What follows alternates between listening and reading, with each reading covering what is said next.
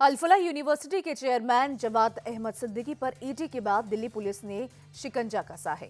बीती रात दिल्ली पुलिस की क्राइम ब्रांच ने फर्जीवाड़े के आरोप में जवाद अहमद सिद्दीकी को गिरफ्तार कर लिया और कोर्ट में पेश कर दिया। कोर्ट ने जवाद अहमद सिद्दीकी को 4 दिन की पुलिस कस्टडी में भेज दिया है।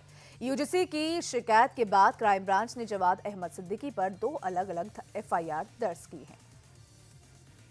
दिल्ली के साकेत में लड़कियों पर कमेंट का विरोध करना एक युवक को भारी पड़ गया। पुलिस के मुताबिक आने जाने वाली लड़कियों पर कमेंट कर रहे 4 लड़कों ने विरोध करने पर मुकेश नाम के युवक की पिटाई की। गंभीर रूप से घायल मुकेश को एम्स के ट्रॉमा सेंटर में भर्ती किया गया। 3 फरवरी को हुई वारदात का वीडियो वायरल होने के बाद दिल्ली पुलिस सेक्शन में आई और चारों आरोपी लड़कों को गिरफ्तार कर लिया गया है। केंद्रीय गृह मंत्री अमित शाह आज शाम 3 दिवसीय जम्मू कश्मीर दौरे पर जम्मू पहुंचेंगे और लोक भवन में राजनीतिक नेताओं के साथ बैठक कर प्रदेश के हालात का जायजा लेंगे। अमित शाह शुक्रवार को कठुआ जिले के हीरानगर में अंतर्राष्ट्रीय बॉर्डर का दौरा करेंगे और जम्मू में उपराज्यपाल मनोज सिन्हा की मौजूदगी में सुरक्षा बलों और प्रशासन के आला अधिकारियों के साथ सुरक्षा की समीक्षा के लिए उच्च स्तरीय बैठक करेंगे। अमित शाह के जम्मू कश्मीर दौरे से पहले उधमपुर में सेना ने जैश-ए-मोहम्मद के 2 आतंकवादी को मार गिराने में कामयाबी पाई है।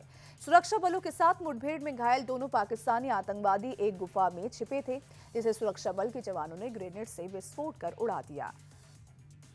मारे गए आतंकवादियों में एक जैश का टॉप कमांडर अबू मावी था, जबकि दूसरे का नाम जब्बार है। सुरक्षा बलों ने आतंकवादियों के पास से M4 कार्बाइन, AK-47 राइफल और भारी मात्रा में गोला बारूद बरामद किया है।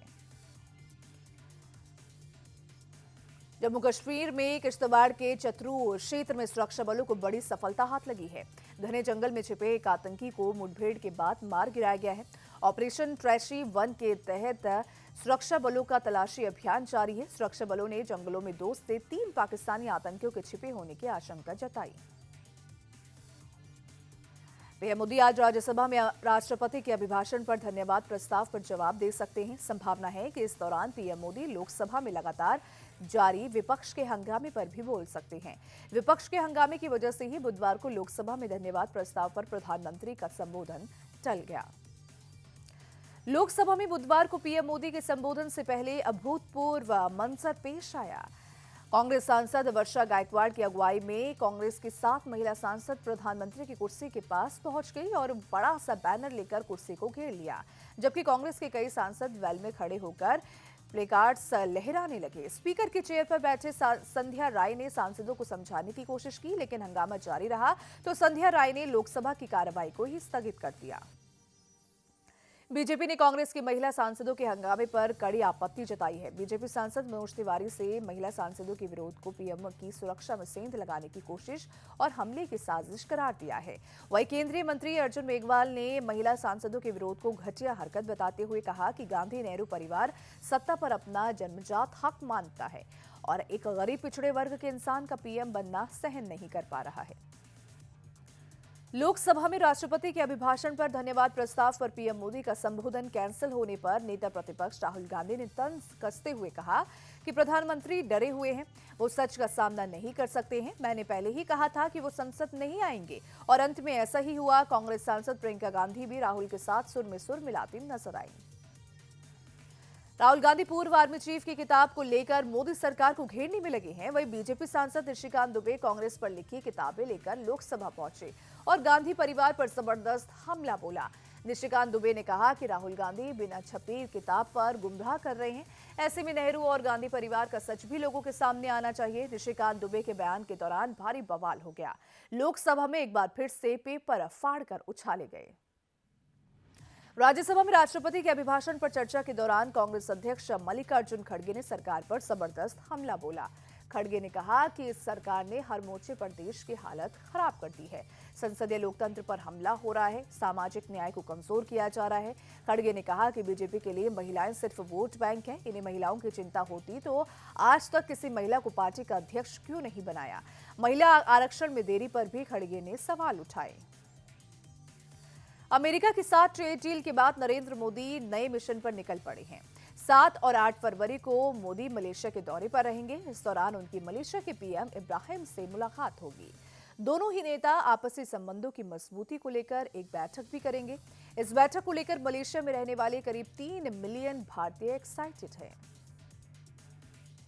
करीब 1 साल बाद मणिपुर में फिर से एनडीए सरकार बन गई है। 62 साल के युमनाम खेमचंद सिंह को राज्य की कमान सौंप दी गई है।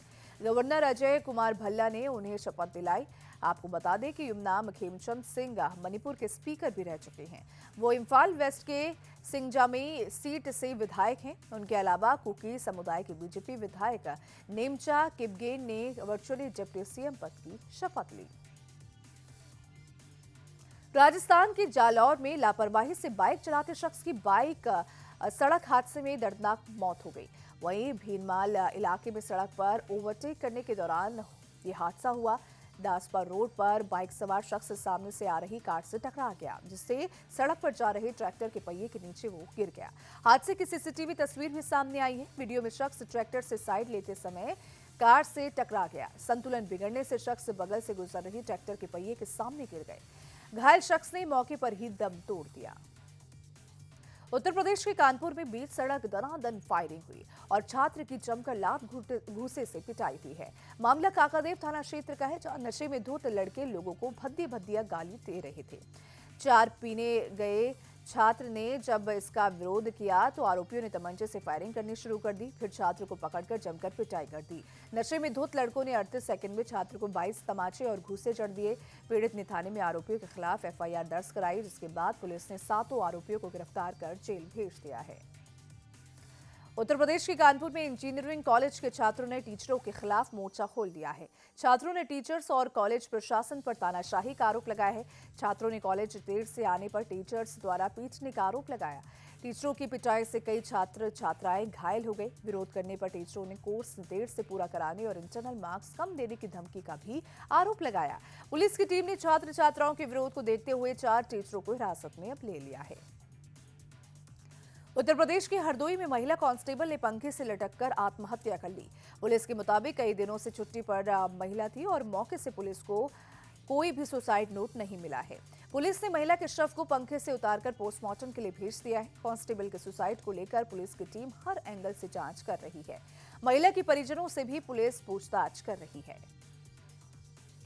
आगरा के भगवान नगर कॉलोनी में करीब 40 घरों पर मकान बेचना है के पोस्टर लगे हैं। स्थानीय लोगों के मुताबिक दबंगों के डर से लोगों ने घर बेचने का फैसला लिया है। ये दबंग रोजाना लोगों के साथ किसी न किसी बात पर विवाद और मारपीट करते हैं, जिससे पूरे इलाके में दहशत का माहौल बन गया है। हालांकि पुलिस के समझाने और एक्शन का भरोसा देने के बाद कई लोगों ने अपने मकान से पोस्टर हटा दिए हैं।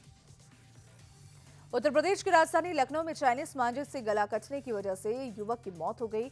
हाला बाजार थाना क्षेत्र के हैदरगंज ओवरब्रिज पर घटना हुई है, जहां युवक बाइक से जा रहा था। तभी ओवरब्रिज पर चाइनीज मांझा उसके गले में फंसा और वो गिर गया।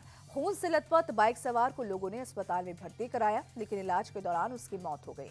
मृतक की पहचान 33 साल के मोहम्मद शरीफ के रूप में हुई है। तो वही घटना को लेकर लोगों में जबरदस्त नाराजगी है। पुलिस प्रशासन के तमाम सर्च ऑपरेशन और अपील के बावजूद चाइनीज मांझा लोगों की जान का खतरा बन रहा है। गाजियाबाद में 3 नाबालिग बहनों ने एक साथ खुदकुशी कर ली।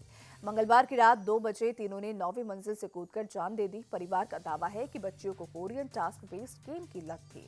इसी गेम के टास्क ने उनकी जान ले ली। हालांकि पुलिस गेमिंग थ्योरी को नकार रही है। बच्चियां 3 साल से स्कूल नहीं जा रही थी, पूरी तरह ऑनलाइन गेमिंग की लत में पड़ चुकी थी। कुछ दिन पहले इनका फोन भी छीन लिया गया था। ऐसे में पुलिस को डिप्रेशन की वजह से खुदकुशी का शक है। गाजियाबाद में 3 बहनों ने एक साथ खुदकुशी कर ली है। तीनों एक ही समय पर एक ही बालकनी से कूदी। ये बात इतनी आसानी से गले नहीं उतर रही। मौके से मिले सुसाइड नोट में लिखा है, सॉरी मम्मी पापा। ऐसा लग रहा है कि कोई ऐसी बात थी जिसकी वजह से ये खुदकुशी के लिए मजबूर थी। इनके कमरे की दीवार पर लिखा है, make me a heart broken. नीचे एक और लाइन लिखी है, आई एम वेरी अलोन। कुछ तस्वीरों में बिखरी पड़ी हैं और ट्रिपल सुसाइड का ये मामला पुलिस के लिए बड़ी पहेली अब बन गया है। मुंबई के गिरगांव इलाके में एक बड़ा हादसा टला है। लिफ्ट में हाइड्रोजन गैस के गुब्बारे लेकर एक व्यक्ति घुसा, लेकिन अचानक से लिफ्ट में गैस के गुब्बारों में विस्फोट हो गया। हादसे में एक महिला समेत 3 लोग घायल हो गए हैं। गुब्बारे लेकर व्यक्ति ऊपर जा रहा था, लेकिन अचानक गुब्बारे फट गए। गैस के गुब्बारों के फटने के तुरंत बाद सभी लोग बाहर की तरफ भागे। गनीमत ये रही कि लिफ्ट का दरवाजा तब तक बंद नहीं हुआ था। घटना 2 फरवरी की है। हादसे का सीसीटीवी तेजी से अब वायरल हो रहा है। महाराष्ट्र के पुणे से एक बेहद ही डरा देने वाला वीडियो सामने आया है। वीडियो में एक शख्स धारदार हथियार के साथ दूसरे शख्स का पीछा करता है और फिर दनादन वार करना शुरू कर देता है। आरोपी के हमले से युवक लहूलुहान हो गया। उसके सिर में 30 से ज्यादा टाके लगाए गए। आसपास खड़ी भीड़ तमाशबीन बनी रही। फिलहाल युवक आईसीयू में भर्ती है। केंद्रीय गृह मंत्री अमित शाह आज दिल्ली में भारत टैक्सी ऐप लॉन्च करेंगे। ये भारत का पहला कोऑपरेटिव आधारित राइड हेलिंग प्लेटफॉर्म है, जिसे प्राइवेट टैक्सी कंपनियों को चुनौती देने के लिए मकसद से बनाया गया है। सहकारिता मंत्रालय ने बताया कि भारत टैक्सी सरकार के कोऑपरेटिव सेक्टर को मजबूत करेगी और साथ ही परिवहन समाधान को बढ़ावा मिलेगा।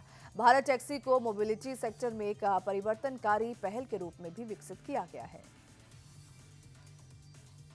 उत्तर प्रदेश पुलिस ने अंतर्राष्ट्रीय मंच पर अपना गौरव बढ़ाया है। दरअसल फ्रांस में डेपुटेशन के दौरान लखनऊ रेंज के आईजी किरण एस ने शानदार प्रदर्शन किया था। बाकी सदस्यों ने भी उनकी क्राइम हैंडलिंग कैपेसिटी को सराहा था। इसे लेकर उन्हें सम्मानित किया गया है। यूपी के डीजीपी राजीव कृष्ण ने आईजी किरण एस को मेडल ऑफ एक्सीलेंस सर्टिफिकेट देकर सम्मानित किया। ईरान और अमेरिका के बीच शुक्रवार को ओमान में बातचीत होगी। अरब नेताओं की मध्यस्थता के बाद अमेरिका तुर्की के बजाय ओमान में बातचीत के लिए राजी हो गया है। इस बीच ईरान के विदेश मंत्री अब्बास अराक्ची ने भी अमेरिका के साथ न्यूक्लियर हथियारों के मुद्दे पर बातचीत की पुष्टि कर दी है। अंडर-19 वर्ल्ड कप के इतिहास का सबसे बड़ा टारगेट चेज कर भारत ने फाइनल में जगह बनाई है। दूसरे सेमीफाइनल में भारत ने अफगानिस्तान को 7 विकेट से हराया। टीम इंडिया ने सेमीफाइनल में अफगानिस्तान के खिलाफ रिकॉर्ड 3 विकेट खोकर 311 रन चेज किए। भारत का कल फाइनल में इंग्लैंड से सामना होगा। वहीं सेमीफाइनल मुकाबले में वैभव सूर्यवंशी ने 33 गेंदों में 68 रन की बेहतरीन पारी खेली। कप्तान आयुष महात्रे 62 और आरोन जॉर्ज ने 115 रन बनाए। T20 वर्ल्ड कप के वार्म अप मैच में भारत ने साउथ अफ्रीका को 30 रन से हराया। टॉस जीतकर पहले बल्लेबाजी करने उतरी टीम इंडिया ने 5 विकेट पर 240 रन बनाए। 241 रन के बड़े लक्ष्य का पीछा करते हुए साउथ अफ्रीका की टीम 210 रन ही बना सकी। भारत की ओर से ईशान किशन ने धुआंधार बल्लेबाजी करते हुए 20 गेंदों पर 53 रन बनाए। तिलक वर्मा ने 19 गेंदों में 45 रनों की पारी खेली, तो वही कप्तान सूर्य कुमार यादव और हार्दिक पांड्या ने 30-30 रन की पारी खेली। अक्षर पटेल ने नाबाद 35 रन बनाए। भारत की ओर से अभिषेक शर्मा ने 32 रन देकर 2 विकेट